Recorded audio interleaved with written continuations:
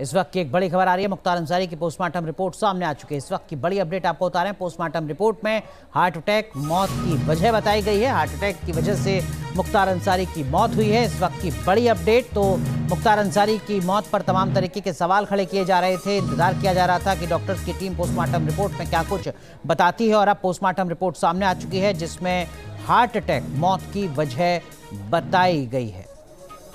तो ये रिपोर्ट आपको दिखा रहे हैं, ये वही पोस्टमार्टम रिपोर्ट है जिसका इंतजार किया जा रहा था। डॉक्टर्स की टीम ने बांदा में पोस्टमार्टम हाउस में पोस्टमार्टम किया था मुख्तार अंसारी की मौत को लेकर जो सवाल खड़े हो रहे थे, उसके बाद इंतजार इसी पोस्टमार्टम रिपोर्ट का था कि क्या इस पोस्टमार्टम रिपोर्ट में कुछ संदिग्ध पाया जाता है। लेकिन यहाँ पर हार्ट अटैक का खुलासा हुआ है। इस वक्त की बड़ी अपडेट आपको बता रहे हैं। तो मुख्तार अंसारी की मौत से जुड़ी एक और बड़ी खबर आपको बता रहे हैं। वीडियो कॉन्फ्रेंसिंग से बड़े बेटे ने पिता के शव को देखा है। अब्बास अंसारी ने पिता मुख्तार को आखिरी बार देखा। सुपुर्द खाक होने से पहले वीडियो कॉन्फ्रेंसिंग से देखा।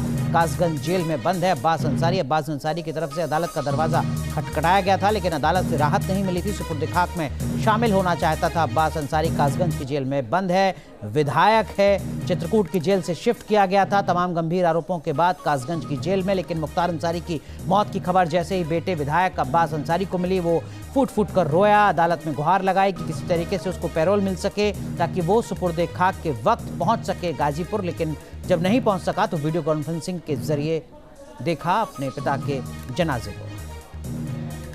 पूर्वांचल के दो डॉन महज एक साल में आतंक के दो अध्याय खत्म हो गए। पिछले साल अतीक सुपुर्द खाक हुआ था और इस साल मुख्तार अंसारी। लेकिन इन दोनों माफियाओं की कहानी एक जैसी है। आखिरी सफर के वक्त दोनों की पत्नियां अंडरग्राउंड थीं और दोनों की पत्नियों को पुलिस का इंतजार था।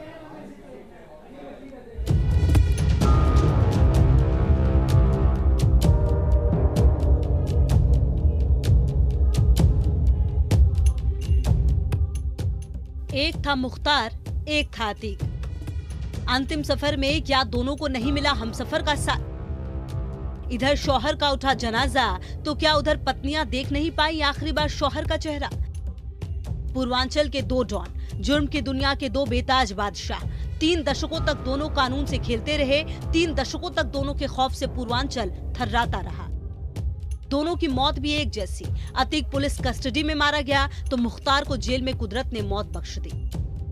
दोनों की जिंदगानी भी एक जैसी, दोनों के दफन होने की कहानी भी एक जैसी। जिस अतीक और मुख्तार के इशारों के बिना पूर्वांचल का एक पत्ता तक नहीं खड़कता था, जिनके आगे नेता से लेकर बड़े बड़े अफसर तक सिर झुकाते थे, रुतबा ऐसा कि जेल की दीवारें तक कांप उठती थी। लेकिन वहीं जब अंतिम सफर पर निकले तो क्या दोनों ही अपने हमसफर तक का साथ पाने से मरहूम रह गए। जिस तरह पिछले साल अतीक के जनाजे में उसकी पत्नी शाइस्ता परवीन नहीं पहुंची, तो क्या उसी तरह मुख्तार के जनाजे में उसकी पत्नी अफशा अपने शौहर का चेहरा नहीं देख पाए। जिस वक्त अतीक की हत्या हुई उस वक्त अतीक की पत्नी शाइस्ता परवीन फरार थी। जिस वक्त मुख्तार की मौत हुई उस वक्त उसकी भी पत्नी अंडरग्राउंड है। दोनों माफिया की पत्नियों की कहानी भी एक जैसी। अतीक अहमद जब जेल गया तो माफियागिरी का काम शाइस्ता ने संभाल लिया, और इधर जब मुख्तार जेल पहुंचा तो वसूली की जिम्मेदारी अफशा अंसारी के जिम्मे आ गई। अतीक की पत्नी शाइस्ता पर उमेश पाल हत्याकांड में साजिश का आरोप है, तो मुख्तार की पत्नी अफशा के खिलाफ जबरन वसूली और जमीन कब्जाने का आरोप है। अतीक की पत्नी शाइस्ता के खिलाफ 4 मुकदमे दर्ज हैं, तो मुख्तार की पत्नी अफशा के खिलाफ करीब दर्जन भर मुकदमे। अतीक की पत्नी को पुलिस ने भगौड़ा घोषित कर रखा है, तो मुख्तार की पत्नी भी पुलिस की नजरों में भगौड़ा है। अतीक की पत्नी पर 50,000 का इनाम है, तो मुख्तार की पत्नी पर 75,000 का इनाम। 15 अप्रैल 2023 को जब अतीक मारा गया था तब पुलिस को लगा कि अतीक की पत्नी शाइस्ता परवीन अपने पति के जनाजे में जरूर शामिल होगी। अतीक के सुपुर्द खाक में अंतिम वक्त तक पुलिस शाइस्ता का इंतजार करती रही, लेकिन शाइस्ता को अपने पति अतीक के जनाजे पर जेल का खौफ भारी पड़ा। ठीक उसी तरह मुख्तार का जब जनाजा निकला तो पुलिस को इंतजार था अफशा आएगी या नहीं। आएगी तो सादी वर्दी में तैनात पुलिस इसके इंतजार में थी। अफशा पहुंची या नहीं किसी को पता नहीं। क्या पता वो मुख्तार के जनाजे में पहुंची हो, भले ही करीब से नहीं दूर से ही पति को जाते जाते आखिरी विदाई दे गई हो। Team news nation. चलिए इस वक्त की एक बड़ी खबर आपको बता दें। मुख्तार के खिलाफ साजिश हुई है, कहना है मुख्तार के भाई अफजाल अंसारी का जहर देकर मुख्तार की हत्या की गई। अफजाल अंसारी की तरफ से बयान आया है। जनता चुनाव में जवाब देगी। अफजल अंसारी को यह भरोसा है। आपको बता दें कि 2024 के लोकसभा चुनाव में गाजीपुर से समाजवादी पार्टी के टिकट पर अफजल अंसारी चुनावी मैदान में। सुनिए जरा।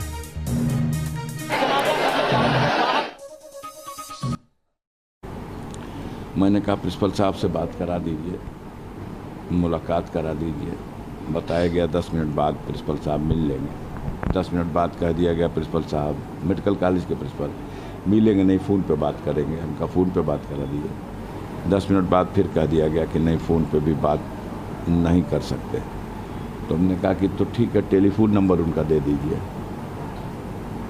बताया गया कि नहीं, वर्जित है, यहाँ किसी का टेलीफोन नंबर कहीं किसी को नहीं दिया सकता। हमने कहा मेडिकल ऑफिसर है, मैं एक रिस्पॉन्सिबल पर्सन हूँ। हम लोगों को डायरी में लिख करके सूचना आयोग पूरे प्रदेश और देश भर के सारे अधिकारियों का नंबर खुद ही छप के देता है। और ये कौन सी गोपनीय चीज़ है कि वो अपना नंबर नहीं दे सकते। हम अगर चले जाए, मुलाकात का समय पूरा हो गया, तो हम बाद में ही उनसे पूछ लेंगे कि खैरियत क्या है मेरे भाई की। तो उन्होंने कहा सर नंबर नहीं दे सकते, हम लोगों को प्रतिबंधित किया गया। फिर हमने कहा कि एक रिक्वेस्ट मेरी है कि अगर आपके काबू करना हो तो समय रहते इसको कहीं रिफ़र कर दीजिएगा जहां इसका इलाज हो जाए। तो उन्होंने कहा कि हम उम्मीद है करते हैं कि 3-4 दिन में हम इनको नियंत्रण में कर लेंगे, मतलब इनकी जो अस्वस्थता है उसको हम काबू में कर लेंगे। हमने कहा ठीक है डॉक्टर साहब, आप कर लीजिए, हम संतुष्ट हैं। लेकिन अगर आपको आभास हो कि अब मेरे हाथ से निकल रहा, तो समय रहते हुए कहीं रिफ़र करिएगा। ऐसा ना हो कि आप ऐसे समय रिफ़र करें कि कहीं कोई जाके भी कुछ न लाभ मिले। तो उन्होंने कहा कि ठीक है, हम आपकी बात समझ गए। मैं मिल के वहाँ से आ रहा हूँ और 2 घंटे के अंदर उस डॉक्टर से लिखवाया गया कि ये मरीज फिट है। जांच के नाम पर एक्सरे और अल्ट्रासाउंड। और इस बीच मुख्तार अंसारी पर कृष्णानंद राय की हत्या का भी आरोप है। उनके बेटे पीयूष राय हमारे साथ जुड़ चुके हैं। पीयूष जी, बहुत बहुत स्वागत है आपका न्यूज़ नेशन में। मुख्तार अंसारी को सुपुर्दे खाक कर दिया गया है, लेकिन एक वक्त था जब उसकी दहशत थी। देखिए, आप बात कर रहे हैं शायद मेरे पिताजी के जो सीबीआई कोर्ट में मामला चल रहा था उस समय की आप वार्ता कर रहे हैं शायद। तो उस समय तो भाई इनके अपने शासन सत्ता में उस समय समाजवादी पार्टी का सरकार हुआ करती थी उत्तर प्रदेश में, और दिल्ली में कहीं ना कहीं कांग्रेस की सरकार और फिर आम आदमी पार्टी की सरकार थी। तो कहीं ना कहीं इनको उन सरकारों से जो परिश्रम मिला था उनको इस चीज का बहुत घमंड था, और कहीं न कहीं उनको ये लगता था कि इनका कोई कुछ बिगाड़ नहीं सकता है, कोई नुकसान नहीं कर सकता है, और कोर्ट परिसर में भी इनके लिए अलग से कानून लगते थे। तो एक अपने जितने इनके साथ के गुर्गे रहते थे वो सबों के साथ और पुलिस महकमों के साथ ही अपना पहुँचा करते थे। तो इनको एक ये घमंड रहता था कि सरकारें इनके हिसाब से चलती हैं, वोट बैंक की राजनीति है सरकारों की, तो वो घमंड इनके अपने ताव से और अपने व्यवहार से झलकता था।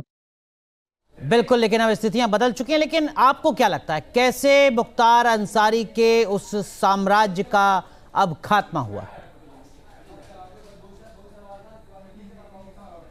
देखिए, मैं ये नहीं कहूँगा कि योगी सरकार से ही केवल शुरू हुई। मेरा ये मानना है कि 2014 से जब आदरणीय प्रधानमंत्री जी नरेंद्र मोदी जी भारतीय जनता पार्टी की केंद्र में सरकार बनी और आदरणीय प्रधानमंत्री नरेंद्र मोदी जी ने जब इसकी कमान संभाली, तो जो उन्होंने नीतियाँ एक स्पष्ट कर रखी थी किसी भी अपराधियों के खिलाफ, उसका ज़्यादा लाभ मिला 2017 के बाद से, जब डबल इंजन की सरकार उत्तर प्रदेश में मिली और आदरणीय पूजनीय महाराज योगी आदित्यनाथ जी ने जीरो टॉलरेंस की नीति प्रदेश में लगा रखी थी इन अपराधियों के खिलाफ। तो कहीं न कहीं इनकी कमर तो वहीं से टूटनी 2014-15 से ही शुरू हो गई थी। लेकिन असली जो कहते हैं कि जब आपके पीछे जब रेलगाड़ी में 2 इंजन लगते हैं तो उसका फ़ोर्स बहुत तगड़ा होता है। तो 2017 के बाद से ये फ़ोर्स तगड़ा हुआ और इनके जितने भी काले धन, काले साम्राज्य का था उसका काला चिट्ठा खुला। इनके खिलाफ कड़ी से कड़ी कार्रवाइयाँ शुरू हुई। जो गवाह थे उनको सुरक्षा मुहैया कराकर एक ऐसा वातावरण का निर्माण किया गया जहाँ गवाहों ने जाके गवाही दी। इनके जिन मामलों में ये लोअर कोर्ट्स में बरी थे, उन मामलों में इनको सजाएं हुई, एमपी एमएलए कोर्ट हो, चाहे बनारस के अवधेश राय के हत्याकांड में उम्र कैद की सजा हो, चाहे फर्जी लाइसेंस वाले मामले में इनको उम्र कैद की सजा हो। तो कहीं ना कहीं लोगों के मन में जब विश्वास आया कि नहीं, ये सरकार गवाहों को प्रोटेक्ट करेगी, आम जनमानस में एक शांति माहौल बना, तो ये एक व्यवस्था, इसके चलते इनको फिर सजा होनी शुरू हो गई।